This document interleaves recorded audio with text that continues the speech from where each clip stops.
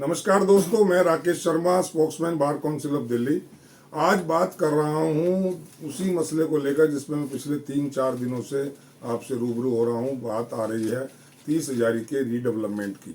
बात आ रही है 30 हजारी में क्या होने जा रहा है, इसको लेके जो स्पेकुलेशंस हैं, इसको लेके जो मेंबर्स के बीच में भ्रांतियां हैं, इसको लेकर के जो खौफ का माहौल एक पैदा कर दिया गया प्रेजेंट जो कमेटी है उससे, या जो इधर उधर के जो कह रहे हैं सर्कुलर्स आए हैं या कोई ऐसा कोई ऑर्डर्स आए हैं, इसके बारे में कोई क्लियरिटी नहीं है।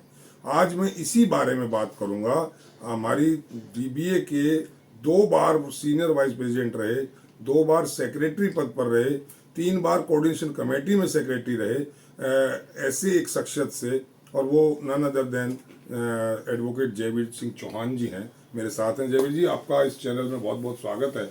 मैं सीधा एक बात पर आ रहा हूँ। Thank you. मैं सीधा एक बात पर आ रहा हूँ।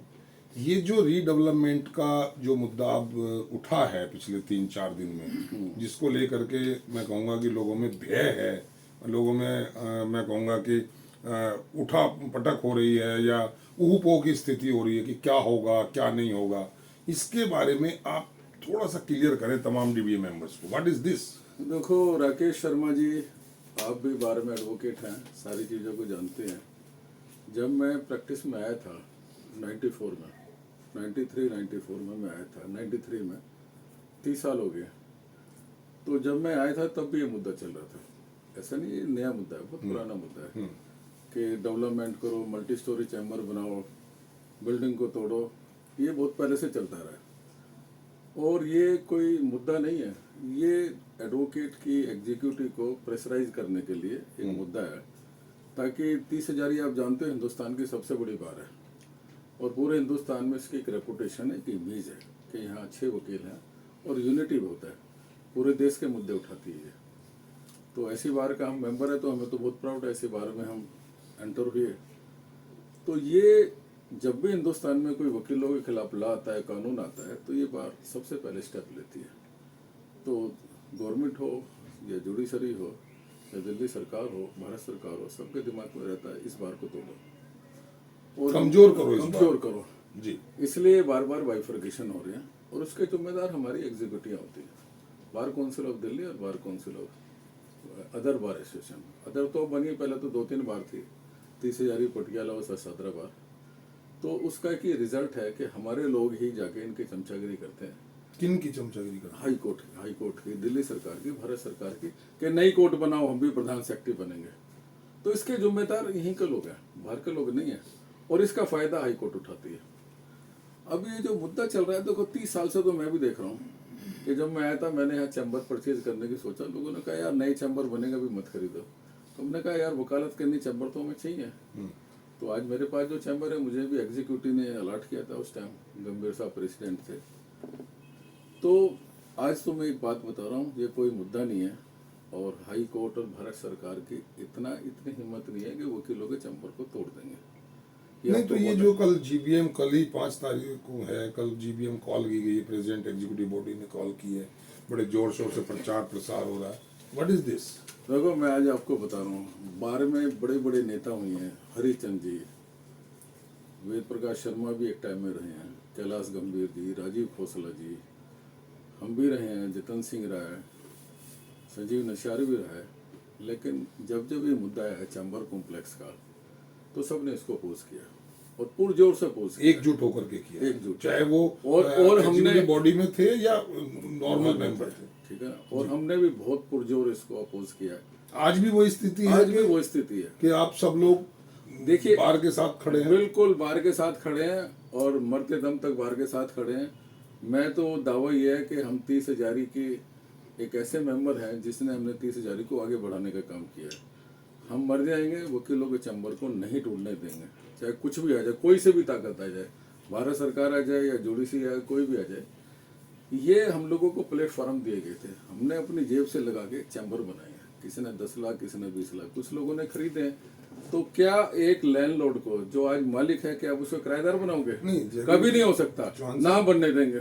जयवीर जी, सवाल ये नहीं है, ये तो बिल्कुल ठीक है, आपकी भावनाएं, मेरी भावनाएं, जो भी या डीबीए से जुड़ा है, उसकी सबकी भावनाएं हैं कि चैम्बर नहीं टूटने चाहिए। लेकिन अभी जो ये जीबीएम आई, क्या कोई सर्कुलर, क्या कोई ऑर्डर ऐसा आया कि इसको तोड़ने की बात की गई है, देखो मैं आज बता रहा हूँ, दिल्ली के या ये सेल्फ क्रिएटेड है? किसी भी कोर्ट में आज चैम्बर डिमोलिशन या कोर्ट डिमोलिशन का कोई केस पेंडिंग नहीं है, किसी भी कोर्ट में पेंडिंग नहीं है। एक हाई कोर्ट में मैटर है Kapoor versus government of India, उसमें क्या कहा गया है, चैम्बर से कोई रिलेटेड नहीं है, लैंड मांगी गई, डेवलपमेंट प्रोग्राम का कोई क्वेश्चन नहीं है। Extra उन्होंने land। कहा है कि जो 30,000 को एक्स्ट्रा लैंड दो, यहाँ वकील ज्यादा उनके चैम्बर बनाओ, और ये तो बहुत अच्छी बात है। एक्स्ट्रा लैंड का डिमोलिशन से क्या मतलब है? उसका कोई लेना देना नहीं, वो देखिए तो सामने ये जो पैनिक फैलाया जा रहा है, व्हाट इज दिस? मैं उस पे सामने 6 एकड़ लैंड है, इसके अलावा 30,000 को और लैंड मिले, यंग लायर को चैम्बर मिले, जो यहाँ प्रैक्टिस करते हैं सबको चैम्बर मिले, बहुत अच्छी बात है।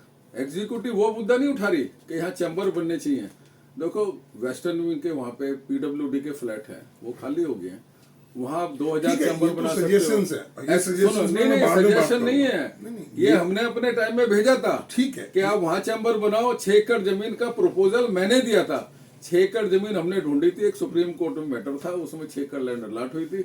हमने कहा वकीलों के लिए चैम्बर बनाओ, जिनके पास चैम्बर नहीं सबको चैम्बर जो जिनका चौहान साहब, ये बिल्कुल सारी बातें सभी को मालूम है, और ये बॉडी भी ये नहीं कह रही है कि चैम्बर तोड़ दो अभी पब्लिकली, ये कह रही है हम भी चैम्बर तोड़ने के विरोध में हैं। भाई मेरी लेकिन मैं ये कह रहा हूँ कि जी शेर से कम वो रिक्वेस्ट कर रहे हैं कि हम तू नहीं खाएगा, और अगर खाएगा तो हम सब मिलकर जुटकर एकजुट होकर तेरा मुकाबला करेंगे। वो शेर कहाँ है, वो ऑर्डर कहाँ है? सुनो, कोई ऑर्डर नहीं है, कोई हाई कोर्ट में मीटिंग नहीं हो रही।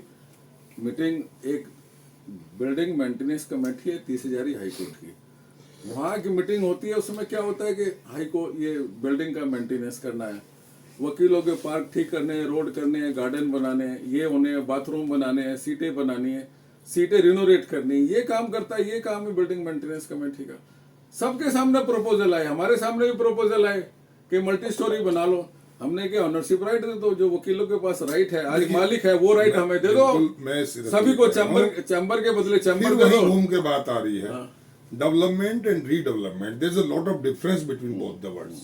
डेवलपमेंट है जो अभी है उसको और विकसित किया जाए और उसका और डेवलप किया जाए। मैं बताता हूँ, एक है रीडेवलपमेंट रिकंस्ट्रक्शन। रीडेवलपमेंट रिकंस्ट्रक्शन मतलब जो बना है उसको तोड़ दो फिर उसको रिकंस्ट्रक्ट करो। भाई ऐसे कैसे तोड़ दोगे? अरे बात नहीं, मैं जो कहना चाह रहा हूँ आप उसको ये कुछ नहीं, ये उन्होंने हवा बनाया हुई है। आपने देखा, पहली बार देखा होगा, कोई किसी कोर्ट में कोई गुंडा बदमाश गोली चला जाए दूसरे बदमाश पे, ये चलिए आपने गोली की बात की। 5 जुलाई 2023 को इसी कोर्ट कॉम्प्लेक्स में एक शर्मनाक घटना हुई, आप भी बड़े बड़ा अनफॉर्चुनेट है। और पूरी हिंदुस्तान में क्या वर्ल्ड के अंदर 30,000 बार की दिल्ली बार एसोसिएशन की इमेज खराब की एग्जीक्यूटिव ने।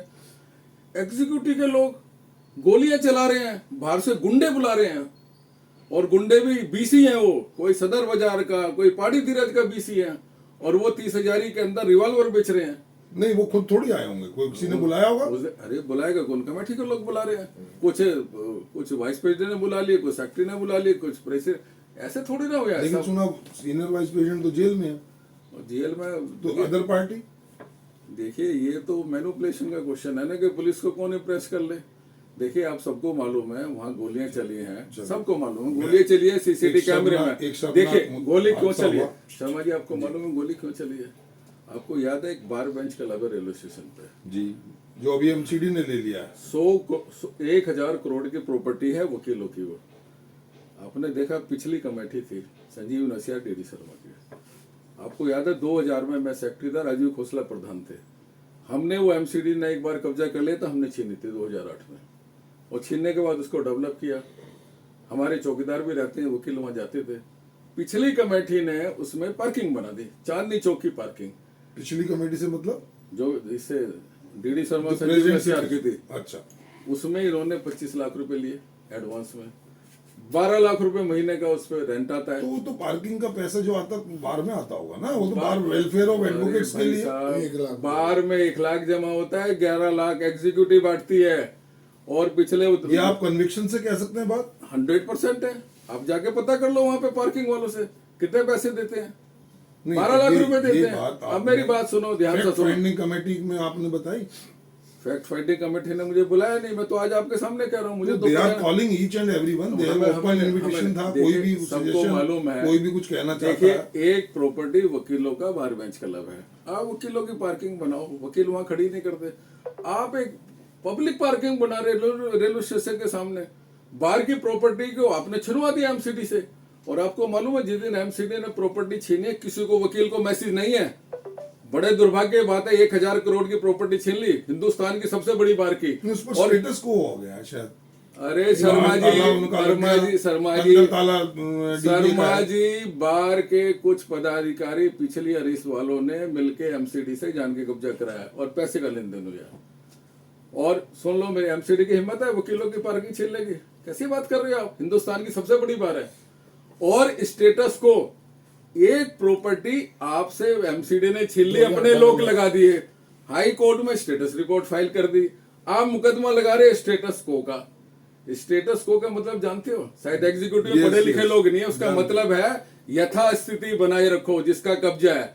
आपने तो एमसीडी से पैसे लेके केस डाला और स्टेटस को करा दिया ताकि वकील जाके ताला ना तोड़ ले, जाके घुस ना जाए उसके अंदर। क्या तो ये तो वकीलों जो आप लगा रहे हैं, हाँ? ये आरोप बहुत गंभीर है। गंभीर थोड़े ना, ये तो आम इस आरोप है। तरह आम नहीं, इतना पैसे का अगर कोई गड़बड़ है और इस तरह का जो करप्शन हुआ है, तो इसको अगर आप विद कन्विक्शन विद प्रूफ देते हैं तो मैं समझता हूँ शायद ये बार एग्जिस्टेंस इसका नहीं बनता। देखो और बता दो, आपकी प्रेसिडेंट यहाँ मोरीगेट में आपने मोरीगेट पार्किंग देखी है? मैंने देखी है। वो मोरीगेट वकीलों की पार्किंग नहीं है, उसके अंदर सदर बाजार, मोरीगेट, खारी बावली के लालों की गाड़ियां खड़ी होती हैं। नहीं, खड़ी किसकी होती है वो अलग है, that is mean for advocates, this is only for advocate. But now trucks हैं, बसेस हैं, अरे भाई साहब, टेम्पोस रात को 150 ट्रॉलेज बसें, हैं। रात को 150 बसें, that is inter state ISBT बस अड्डे की जगह इससे होता है, और बार पैसे लेती है।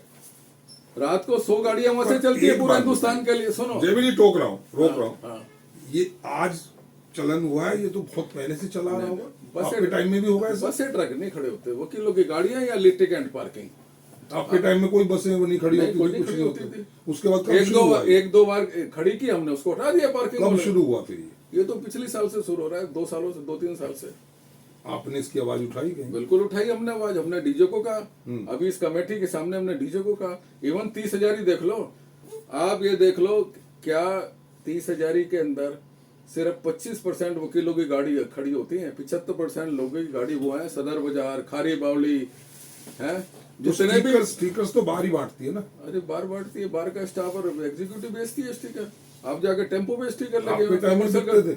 हमारे टाइम पे तो रजिस्टर में एंट्री होती थी, कोई हमारे टाइम में घुस नहीं सकता था। और मैंने अपने टाइम में 2017 से 19 हमने डीजे को लिख कर दिया हुआ है, नक्शा बना के, कि लिटिगेंट की पार्किंग 30,000 ही बैन करो, सारी मोरीगेट खड़ी होगी, ओनली फॉर एडवोकेट। लेकिन एक आरोप ये भी आ रहा है कि ये डेवलपमेंट या डेवलपमेंट या रिकंस्ट्रक्शन जो भी है, आप लोगों ने सहमति जताई थी और लिखकर हाईकोर्ट में दिया था BMC को। भाई हमने सहमति, हमने तो यही कहा था कि 30,000 के चैम्बर को कोई अथॉरिटी हाथ नहीं लगा सकती, किसी में दम नहीं है जो हाथ लगा दे।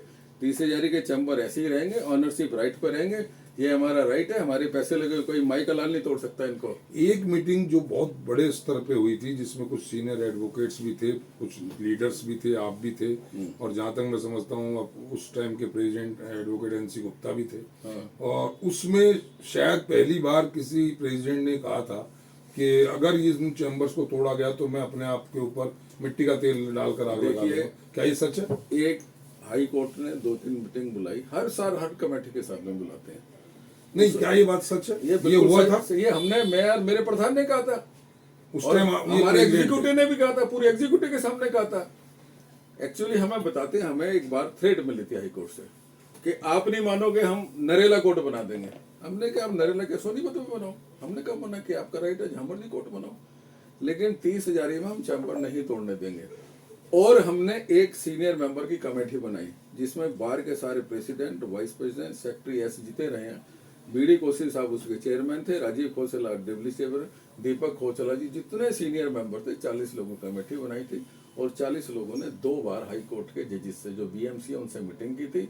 और आउटराइटली हमने रिफ्यूज कर दिया था कि आप जब तक ऑनरशिप राइट वकीलों को नहीं दे हुए, चैम्बर के बदले चैम्बर नहीं दोगे, नए वकीलों को सबको चैम्बर दोगे, तो हम आपकी बात पे विचार करेंगे जनरल बॉडी में। एक और तबका- टोटली बीडी कौशिक साहब ने एक दिन की स्ट्राइक भी बुलाई थी 2017 से 19 के बीच में, जिसको हमने पूरी दिल्ली में स्ट्राइक कराई थी एक दिन के लिए कि हम रीडेवलपमेंट प्लान को फेल करते हैं, एक बिल्कुल रिजेक्ट तबका करते ये हैं। भी कह रहा है मेंबर्स का कि ये जो 30 हजारी कोर्ट कॉम्प्लेक्स है या कोर्ट बिल्डिंग है, नॉट चैम्बर्स की मैं बात नहीं कर रहा हूँ, ये सबसे पुरानी बार है दिल्ली।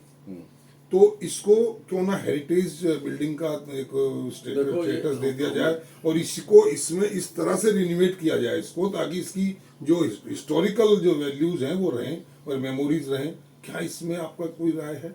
देखिए, जो दिल्ली बार एसोसिएशन है 1888 में बनी थी जी, और बड़े एमिनियंट लोग इसके मेंबर रहे हैं।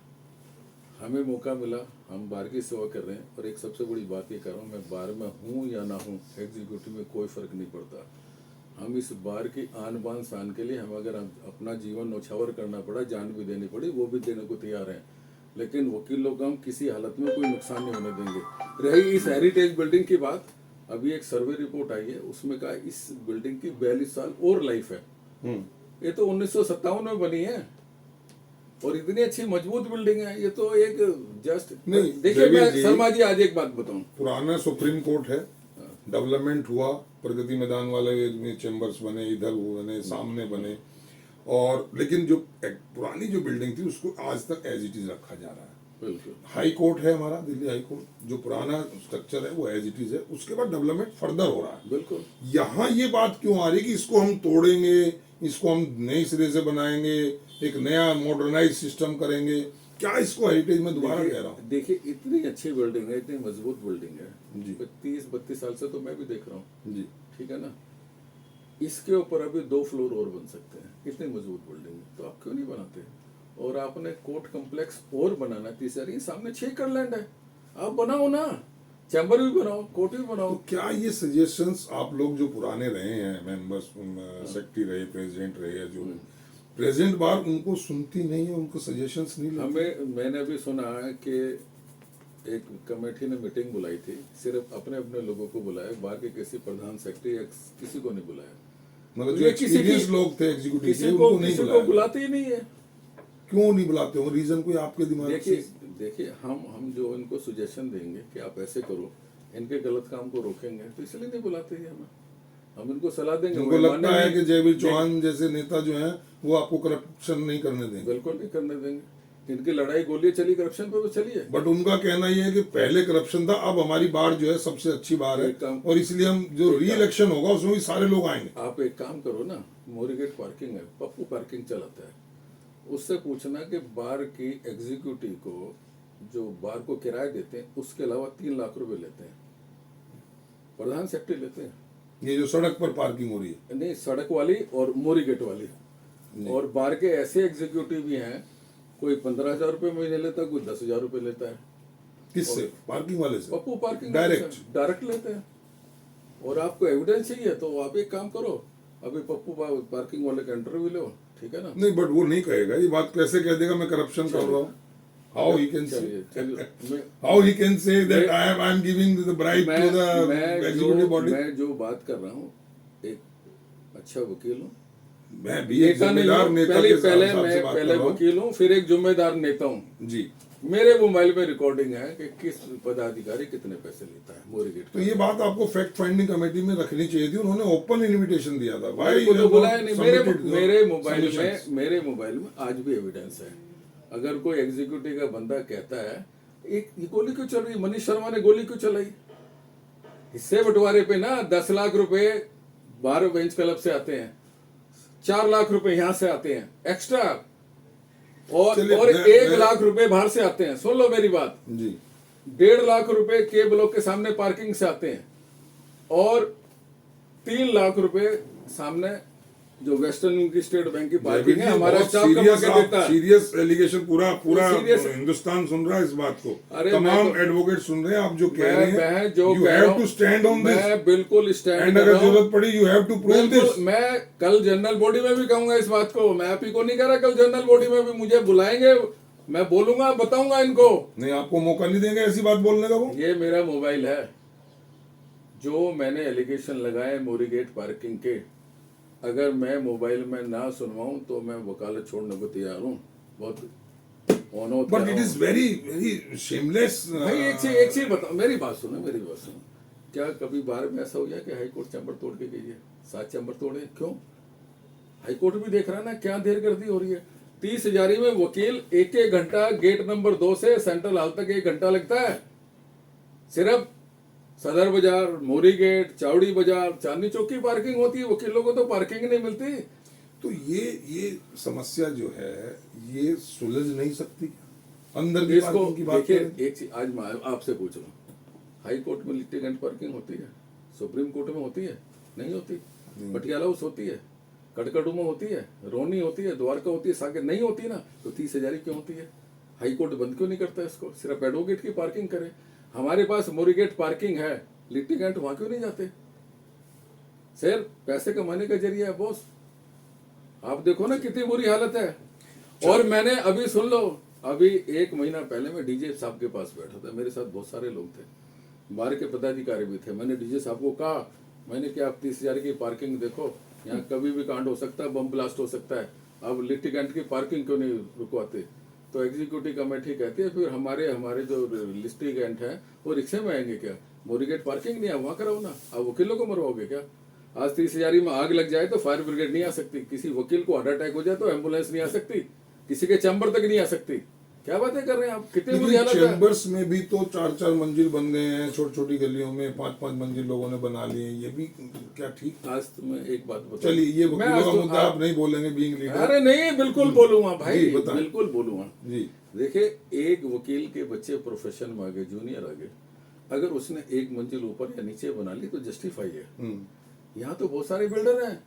आज ये जो गोली कांड हुआ है बिल्डरों की वजह से हुआ है। यहाँ पे बिल्डर चैम्बर खरीदते हैं 10 लाख का, 4 मंजिल बना के उसको 1 करोड़ का बेचते हैं, और उसमें एग्जीक्यूटिव के लोग इन्वॉल्व हैं।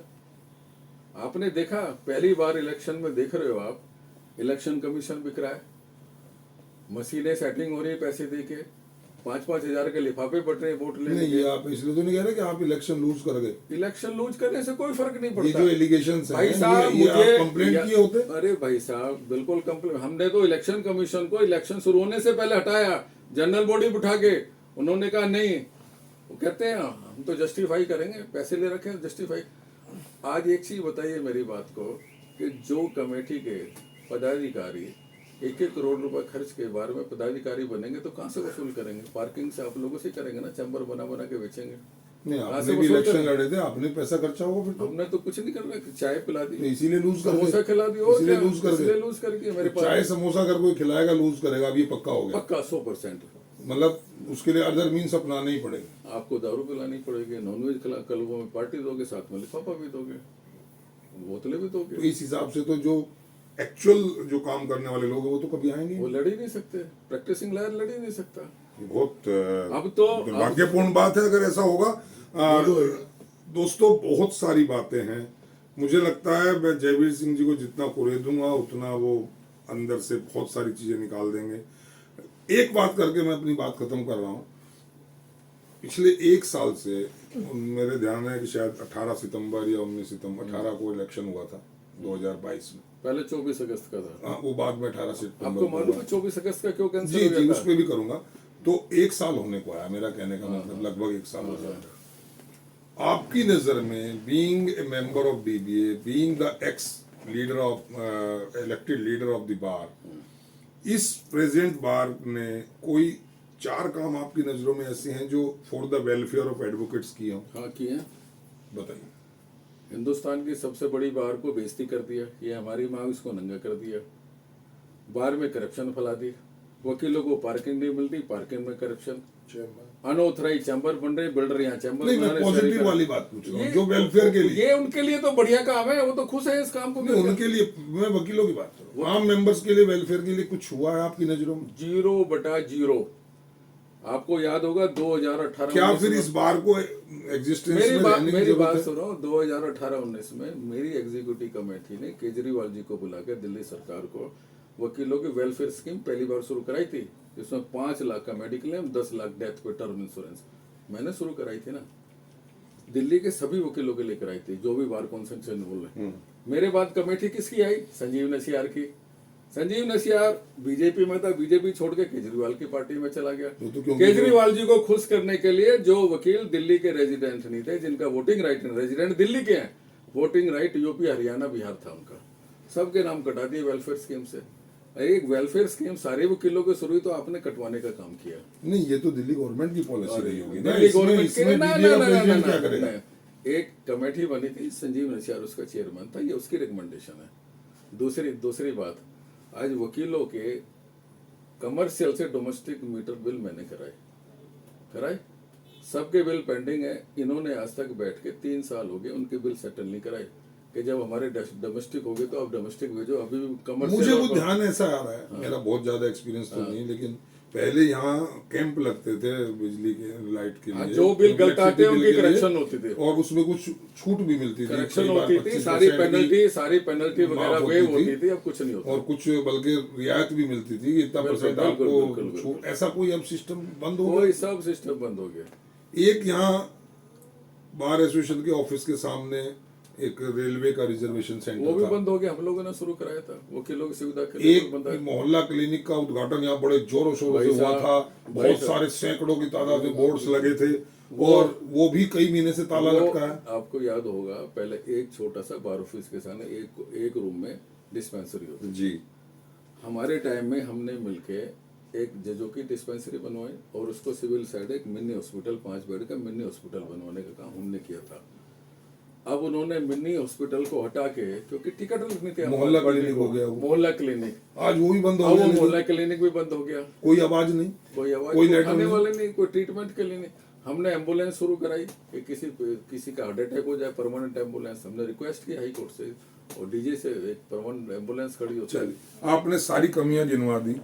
अगर आज की डेट में डीबीए के प्रेसिडेंट चौहान साहब होते तो आप क्या करते? इस प्रेजेंट सिनेरियो में आपका क्या रोल होता? देखिए, अगर मैं प्रेसिडेंट होता, सारे सुन रहे हैं आप, उनको बिल्कुल, बता रहे हैं। बिल्कुल। जी, 30,000 में जितने वकील हैं, यंग लायर हैं या जो पुराने वकील हैं जिनके पास चैम्बर नहीं, सबको चैम्बर सीट की व्यवस्था करता 100%। और मैंने हर बार ये प्रपोजल भेजा है और जगह भी आइडेंटिफाई करके दिए। सामने जो 6 एकड़ लैंड है ना, ये जयवीर चौहान के देना है। ये तलवंत साहब डीजे थे, वो फाइल मैंने परसू की और उसमें आज कोर्ट कम्प्लेक्स बन गया, चैम्बर नहीं बने। ये दूसरी बात, जितने यंग लायर हैं सबके लिए एलसी रिसीवर की मैंने व्यवस्था की अपने टाइम में, कि सबको एक लिस्ट भेजते थे बाहर से, उनको एलसी रिसीवर कोर्ट अपॉइंट आज ठीक कुछ नहीं, कुछ ठीक लोगों को एलसी अपॉइंट किया जा रहा है। नॉर्मल को हमने क्लासेस शुरू की थी। आज नॉर्मल लोगों को एलसी मिल रहा है, सिर्फ एग्जीक्यूटिव को, ओनली एग्जीक्यूटिव और उनके। ठीक है। क्या जयवीर चौहान की नज़र में जो एक्स सेक्रेटरी रहे, सीनियर वाइस प्रेसिडेंट रहे, ये बार अपना फेथ, अपना एक विश्वास जो होता है मेंबर्स के दिमाग में, मन में, वो खो चुकी है या ठीक है? एक चीज बताइए, आज वकीलों के पास आप जाओ तो कहते हैं इन्होंने 30,000 की वो दशा कर दी कि जो 1888 से वकीलों ने मेहनत करके इसकी इमेज बनाई है, आज बार एग्जीक्यूटिव गोलियां चला रही है। आप देखो ना क्या कांड हो रहा है, गोलियां चला रही हैं आपस में। अगर दो चार लोग मर जाते तो क्यों? आप देख रहे हो ना, ये सारी चीज आप जो कह रहे हैं मैंने भी देखी है। एक आम दुर्भाग्यपूर्ण बात हो रही है जो मैं महसूस कर रहा हूं। कोई बदमाश आके चला देता तो मान लेता।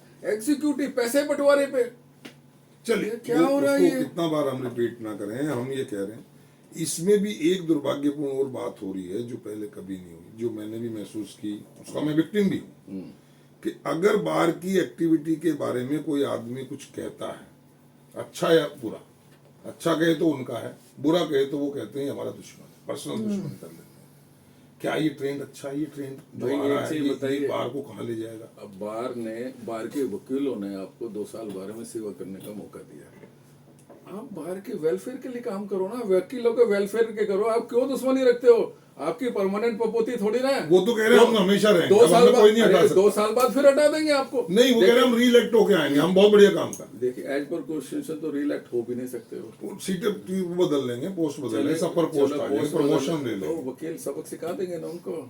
और दूसरी बात, देखिए, मैं एक दर्द मेरा है, एक दर्द मैंने बहुत लोगों से बात की, उनका है, ये जो सारा घटनाक्रम आपने बताया और भी लोगों की नजरों में है, इसको देखते हुए, इस गोलीकांड, शर्मनाक जो कांड हुआ उसको देखते हुए भी बहुत सारे हमारे सीनियर्स जो यहाँ भी हैं, जो डिफरेंट कोर्ट्स में बैठे हैं, हाई कोर्ट्स में भी आजकल काम कर रहे हैं, चुप है, खुलकर नहीं बोलते। इसका रीजन उनकी उदासीनता है, या कोई वो चाहते हैं कि हम कंट्रोवर्सी में ना पड़े, या ये बार का भय है कि कहीं उनको टारगेट ना कर लिया जाए। देखिए, बहुत सारे कारण हो सकते हैं, भय भी एक कारण है। एक कारण ये भी है कि कुछ लोगों ने इनको सपोर्ट किया, जाने अनजाने में सपोर्ट कर दिया। अब उनको पता लगा कि ये आदमी गलत निकले, तो किस मुंह से जाए उनके सामने। लेकिन कुछ लोग तो आज भी सपोर्ट करते हैं। तो वह सपोर्ट करें यार, जयचंद तो सब जगह पाए जाते हैं, कहाँ नहीं मिलते जयचंद। लेकिन आज आज आप सीनियर्स को क्या आगे आप क्या आने सोच से- रहे हो कि बहुत सारे लोग हिंदुस्तान के साथ जयचंद कर रहे हैं, हिंदुस्तान की खबर चाइना को देते हैं, पाकिस्तान को देते हैं, और हमारी गवर्नमेंट एक्शन ले रही है उनके खिलाफ। चलिए, तो हमारी बार काउंसिल को, हमारी हाई कोर्ट को ऐसे लोगों के खिलाफ एक्शन लेना चाहिए। 1 मिनट का मैं आपको मतलब समय बचा है, आप कोई मैसेज अपने फेलो लॉयर्स को, अपने डीबीए के मेंबर्स को, being an experience leader, being a जिम्मेदार responsible member of the bar, क्या देना चाहेंगे? देखिए, मैं कल एक सब सुने, उन्हें कल बता दें। जनरल बॉडी होने जा रही है जी, मेरे जितने एग्जीक्यूटिव के लोग जो जिन्होंने कल जनरल बॉडी बुलाई है, ये हाई कोर्ट के प्रेशर में बुलाई है कि रीडेवलपमेंट प्लान लागू करो, क्योंकि बार में कुछ वकील गोली कांड में बंद है। वो चाहते हैं उनकी बेल कैसे हो, तो हाई कोर्ट को खुश करने के लिए जनरल बॉडी बुलाई है कि इसको हम इम्प्लीमेंट करेंगे। मेरी जितने वकील भाई है, सीनियर हैं, जूनियर हैं, बहनें हैं, जितने एडवोकेट हैं, ये हमारी आन बान शान का मैटर है। 30 हजारी टूटे ना, चैम्बर टूटे ना। आप कल आइए और 30 हजारी के रीडेवलपमेंट प्लान, जो चैम्बर को तोड़ने का प्लान है, इस बिल्डिंग को शिफ्ट करने का प्लान है, आप उसको अपोज करो। आपसे हाथ जोड़ के मेरी विनती है, हम लोग आपके साथ हैं। 30 हजारी को बचाना है और हमें सब एक साथ मिलकर सहयोग करें। बहुत बहुत धन्यवाद। थैंक यू जयवीर जी। तो सुना दोस्तों आपने, एक ये डीबीए मेंबर का दर्द नहीं है, ये तमाम डीबीए मेंबर्स के अंदर एक फीलिंग है दोस्तों। और इस चैनल का काम ये है कि आम जो मेंबर हैं, जो साधारण मेंबर भी हैं, ये तो खैर लीडर्स रहे हैं कुछ लोग तो, लेकिन जो साधारण मेंबर है, जिसकी कोई नहीं सुन रहा है, जिसकी जो फीलिंग्स को कोई तवज्जो नहीं दी जा रही है, इस चैनल के माध्यम से मैं उन लोगों से भी बात करता हूं और गुजारिश करता हूं प्रेजेंट एग्जीक्यूटिव बॉडी से भी, और तमाम अपने उन रेस्पेक्टेड सीनियर्स से जो डीबीए से किसी न किसी रूप में जुड़े हैं, प्लीज इसकी जो डिग्निटी है, इसको बनाने के लिए अपना सहयोग दें, अपना जो भी सजेशंस हैं पॉजिटिव वो दें, और जो डैमेज हुआ है उस डैमेज को ठीक करने के लिए, उस डेंट को ठीक करने के लिए, जो एक डिग्निटी में डेंट आ गया उसको ठीक करने के लिए अपना पॉजिटिव सहयोग दें। इसी अपेक्षा के साथ कि आप डीबीए की ग्लोरी को बनाए रखने में साथ देंगे, मैं आपसे विदा चाहता हूं आज के लिए। और फिर और किसी मेंबर से, और बहुत से मेंबर हैं जो बात करना चाहते हैं, मैं आपकी बात कराऊंगा। आज के लिए इतना ही दोस्तों। जय हिंद, जय भारत।